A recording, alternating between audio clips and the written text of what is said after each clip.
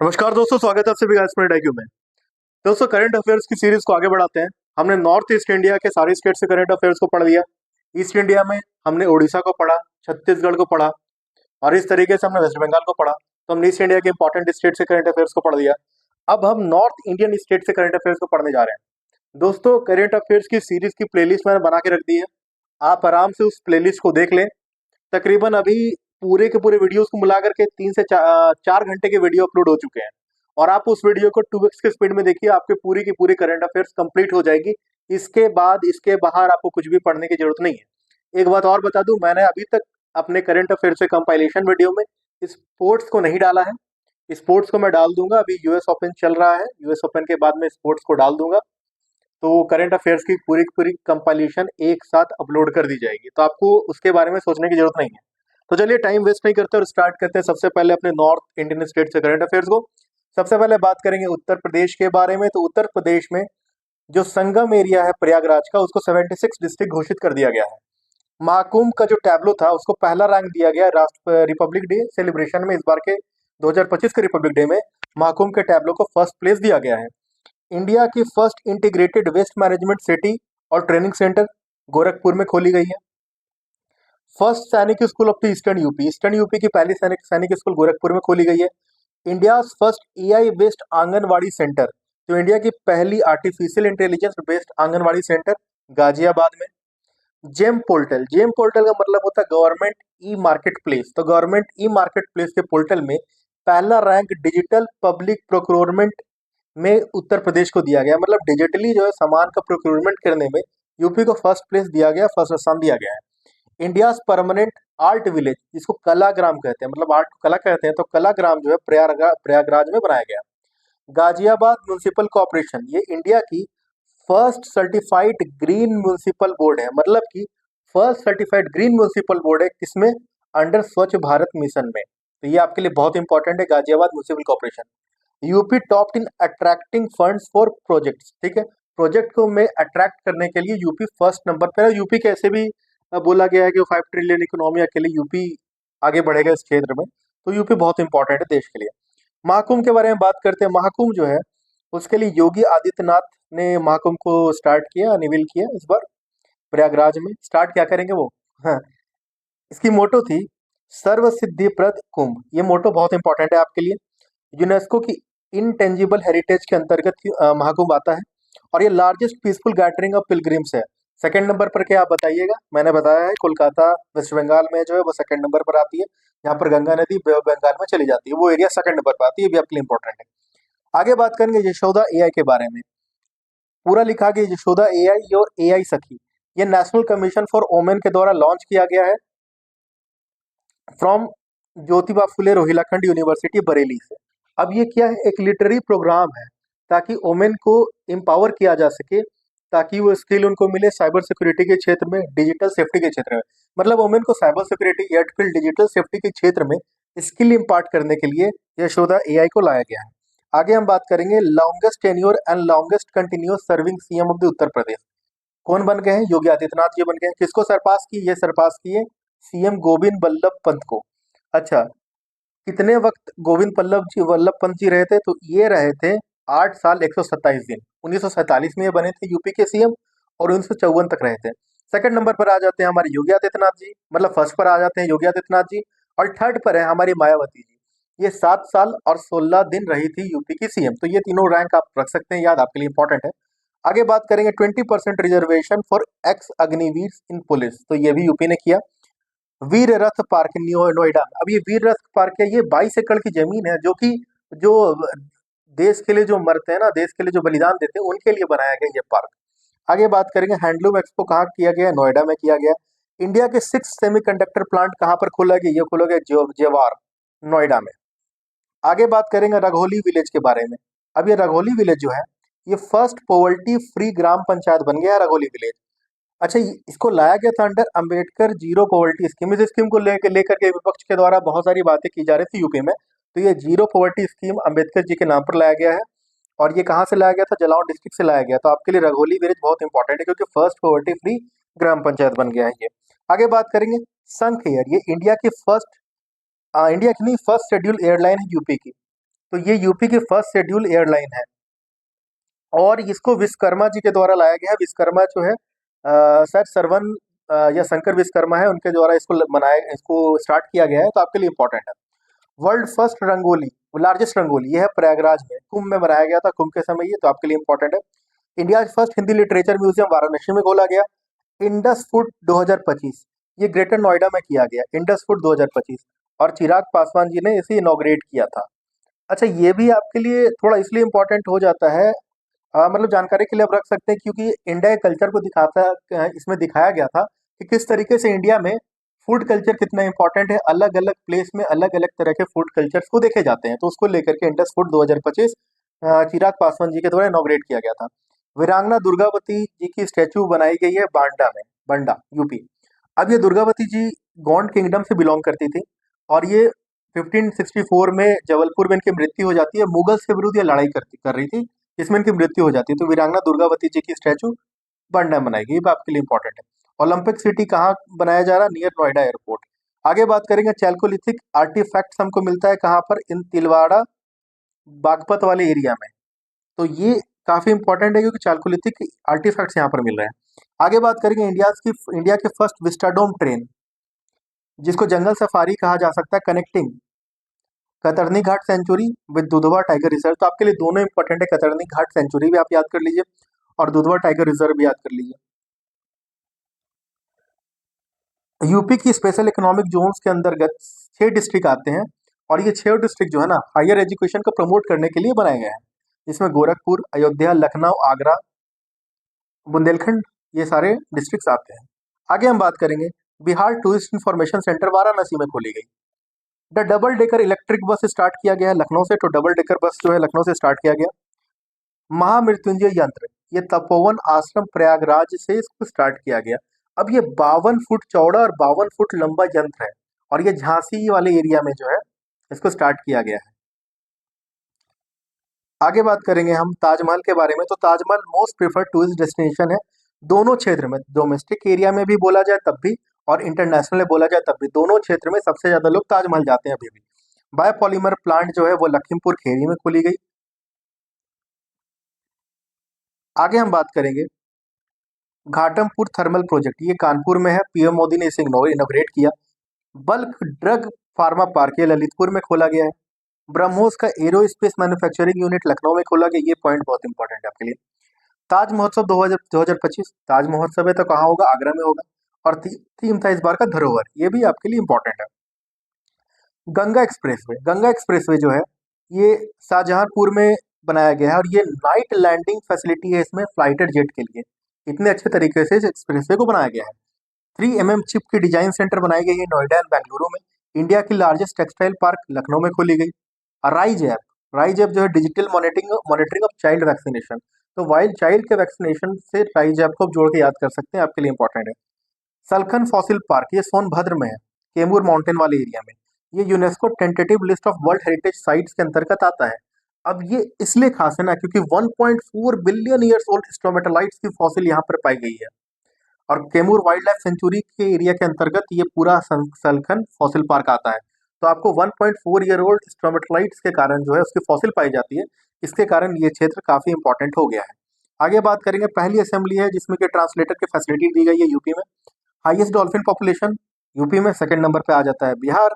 वैदिक 3D museum कहाँ खोला गया है? संपूर्णानंद संस्कृत यूनिवर्सिटी इन वाराणसी में खोला गया। साउथ एशिया के regional centre of international potato centre, तो पहले तो बस इंटरनेशनल पोटैटो याद कर लीजिए, आगरा, बस काम खत्म हो जाएगा आपका।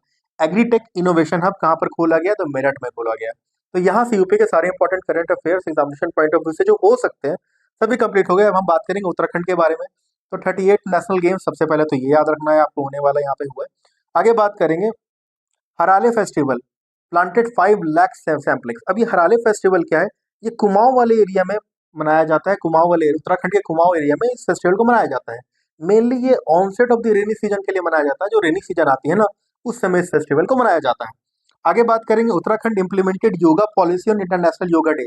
तो 21 जून को जो इंटरनेशनल योगा डे मनाया जाता है उस दिन योगा पॉलिसी को इम्प्लीमेंट करने वाला स्टेट बन गया Uttarakhand. Longest rail tunnel on Rishikesh और कर्ण प्रयाग वाली एरिया में, तो इसको जनासू टनल भी कहा जाता है, ये 14.57 किलोमीटर लॉन्ग टनल है, तो ये आपके लिए इंपॉर्टेंट है, ये बहुत इंपॉर्टेंट है। पंचसूल पल्स, ये एफएम स्टेशन है पिथौरागढ़ में, और ये आर्मी के द्वारा स्टार्ट किया गया था, और इसकी थीम थी हिल से दिल तक, तो थीम अच्छे थे। जी नरेंद्र चीफ जस्टिस बन गए हैं high court of the Uttarakhand. First state to post UCC officially on 27 January 2025।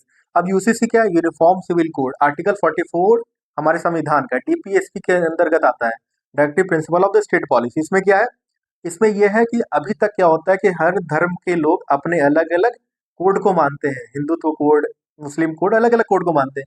Uniform civil code का कहना है कि हर धर्म को एक कोड को मान के चलना पड़ेगा, एक तरीके से सभी धर्म को सभी धर्म के जो इंपॉर्टेंट मुद्दे होते हैं, उस सभी धर्म के इंपॉर्टेंट मुद्दे को एक यूनिफॉर्मली देखा जाएगा। That is uniform civil code, article 44 of the Indian constitution. ये सारे पॉइंट्स आपके लिए काफी इंपॉर्टेंट है। आगे बात करेंगे रामम फेस्टिवल, ये भी यूनेस्को की इंटेंजिबल कल्चर के अंतर्गत आता है। अब ये जो रामम फेस्टिवल है ना, ये भी काफी खास है, आपको रामम फेस्टिवल के बारे में जानकारी ले लेना चाहिए, एग्जामिनेशन पॉइंट ऑफ व्यू से क्वेश्चन पूछे जा सकते हैं इन सब एरिया को लेकर के। Non resident buying agri land, अब उत्तराखंड में कोई भी नॉन रेजिडेंट जो है एग्री लैंड नहीं खरीद सकते हैं। राष्ट्रपति तपोवन और राष्ट्रपति निकेतन देहरादून में खोले गए, तो ये राष्ट्रपति जी के द्वारा इनोग्रेट किया गया था, आपके लिए इंपॉर्टेंट है, देख लीजिएगा। महाभारत वाटिका, ये हल्द्वानी में खोला गया है। अच्छा, ये जो महाभारत वाटिका है ना, इसमें 37 प्लांट स्पेसीज के बारे में बताया गया है, जो कि महाभारत से जुड़े हुए हैं, जैसे पीपल हो गए, बरगद हो गए, ये सारे पेड़ पौधों के बारे में इसमें बताया गया। तो महाभारत वाटिका हल्द्वानी में खोला गया, महाभारत से जुड़ा हुआ है, और 37 प्लांट स्पीसीज के बारे में इसमें यहाँ पर देखा जा सकता है, तो ये सारे पॉइंट इंपॉर्टेंट है। माउंट चो ओयू और नेपाल तिब्बत बॉर्डर, तो ये माउंट चो ओयू जो है नेपाल तिब्बत बॉर्डर में, और ये 6th हाईएस्ट माउंटेन है। शीतल जो है उत्तराखंड की, वो पहली लेडी बन जाती है जिन्होंने इस माउंटेन को समिट किया, इस माउंटेन पर चढ़ा, तो ये पॉइंट आपके लिए इंपॉर्टेंट है। अच्छा, वर्ष 2021 में यही लेडी थी जिन्होंने सियाचिन ग्लेशियर पर भी चढ़ाई की थी, तो ये भी आपके लिए इंपॉर्टेंट है, तो कुछ खास इनका शौक है। आगे बात करेंगे death penalty to drug smugglers, Himachal Pradesh की बात कर रहे हैं, हिमाचल प्रदेश के करंट अफेयर्स को देखते हैं। सबसे पहले ड्रग स्मगलर्स को डेथ पेनाल्टी देने जाने की बात यहाँ पर की गई है। मुख्यमंत्री बाल पोषक आहार योजना, अब ये क्या है? ये योजना के अंतर्गत जो सरकारी स्कूल में बच्चे पढ़ते हैं ना, उनको अच्छे तरीके से पोषण युक्त खाना मिलना चाहिए, इसके लिए मुख्यमंत्री बाल पोषण आहार योजना को लाया गया हिमाचल प्रदेश के द्वारा। First blind women to conquer Everest, Chhonzin Angmo, तो सोचिए कि इनको दिखता नहीं और इन्होंने एवरेस्ट को कनकर किया है।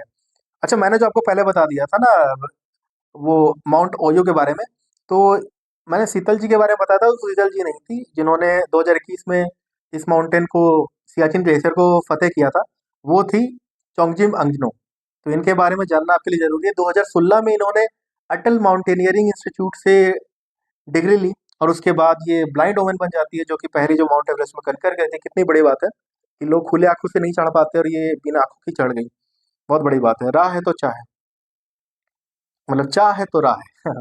First digital library of Himachal Pradesh Bilaspur में खोला गया।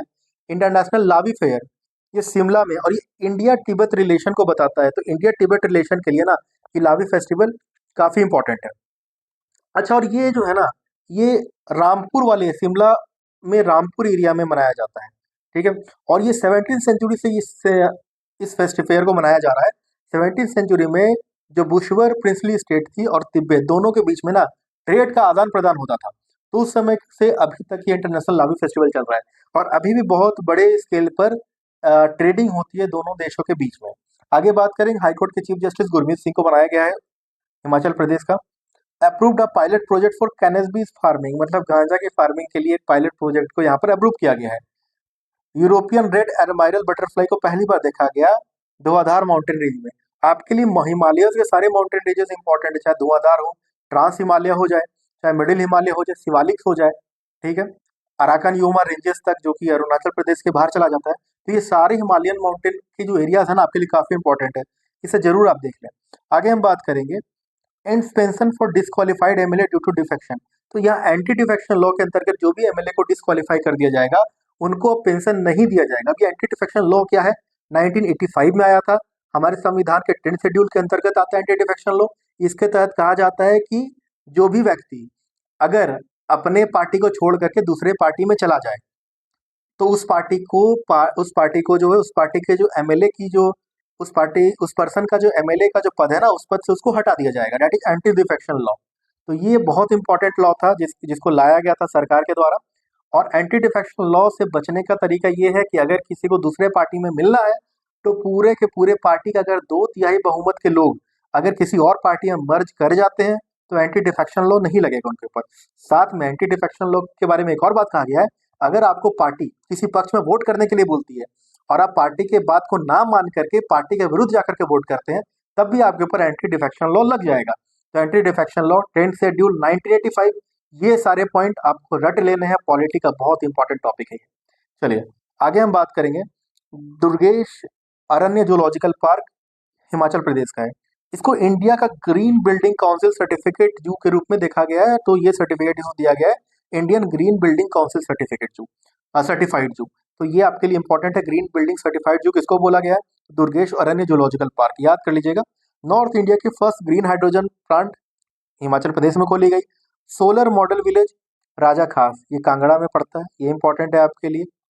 फेस ऑथ का मतलब हो गया फेस ऑथराइजेशन, ये आधार बेस्ड फेस ऑथराइजेशन है पीडीएस राशन में। मतलब कि राशन में अगर आप जाइएगा हिमाचल प्रदेश में, तो जो राशन में जो व्यक्ति बैठा होगा पीडीएस काउंटर में, वो आपको राशन देने के पहले आपके आधार कार्ड और उस अपने फोन से आपका फेस का वो एक स्कैनिंग करेगा, फेस ऑथेंटिकेशन करेगा, इसके बाद ही आपको राशन दिया जाएगा। तो ऐसे प्रणाली को लाने वाला हिमाचल प्रदेश पहला स्टेट बन गया है। तो ये आपके लिए काफी इंपॉर्टेंट था। और कहीं ना कहीं ये सारे पॉइंट ना दोस्तों आपके लिए मेंस परस्पेक्टिव से आंसर राइटिंग में बहुत ज्यादा काम आने वाले हैं। तो इन सब पॉइंट्स पर आप ध्यान रखिएगा। हो सके तो मेरे वीडियोस के बाद इन पॉइंट्स पर छोटे छोटे नोट्स बना लीजिए। आगे बात करेंगे greatness of spirit book series, इसको लॉन्च किया गया है धर्मशाला में दलाई लामा के रेसिडेंस में जाकर के। अब ये क्या है? अब इसके बारे में अगर आपको जानकारी लेना है, ये है board of trustees of the Raman maxi award. जो बोर्ड ऑफ ट्रस्टीज है ना, वो आकर के इस बुक को लॉन्च करते हैं दलाई लामा के पास। अब वो क्यों करते हैं? क्योंकि दलाई लामा 1959 में दलाई लामा को भी रमन मैक्सी अवार्ड मिला था, और ये पहला इंटरनेशनल अवार्ड था जो कि दलाई लामा को मिला था। तो इसलिए जो board of trustees of the Raman maxi, वो सब आते हैं और इस बुक को रिवील करते हैं। तो ये 7 वॉल्यूम का बुक है, तो इसलिए सारा पॉइंट आपके लिए इंपॉर्टेंट है। शायद रमन मैक्सी 1957 में स्टार्ट किया गया था। फिलीपींस के प्रेसिडेंट थे मैक्सी, उनके नाम पर इस अवार्ड को रखा गया है। तो ये सारे पॉइंट्स आप देख सकते हैं, समझ सकते हैं, याद कर सकते हैं। तो चलिए, यहाँ से हमने नॉर्थ इंडिया करंट अफेयर्स को देख लिया, हमने हिमाचल प्रदेश देखा, हमने उत्तराखंड देखा, और हमने यूपी के सारे इंपॉर्टेंट करंट अफेयर्स को देख लिया। इसी तरीके से दोस्तों मैं अगले वीडियो में आपके लिए स्पोर्ट्स से करंट अफेयर्स को ले आऊंगा। मुझे पता है वो काफी important examination point of view से, और एग्जाम नजदीक है, तो मैं उस करंट अफेयर्स को जल्दी ही ले आऊंगा, और उसके बाद आपको कुछ पढ़ने की जरूरत पड़ेगी नहीं। तो चलिए, ऐसी बातों को जानने के लिए एस्पिरेंट आईक्यू को सब्सक्राइब करें।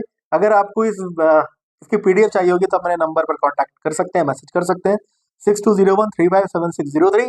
ऐसी ही बातों को जानने के लिए एस्पिरेंट आईक्यू को सब्सक्राइब करें। आपका दिन शुभ हो।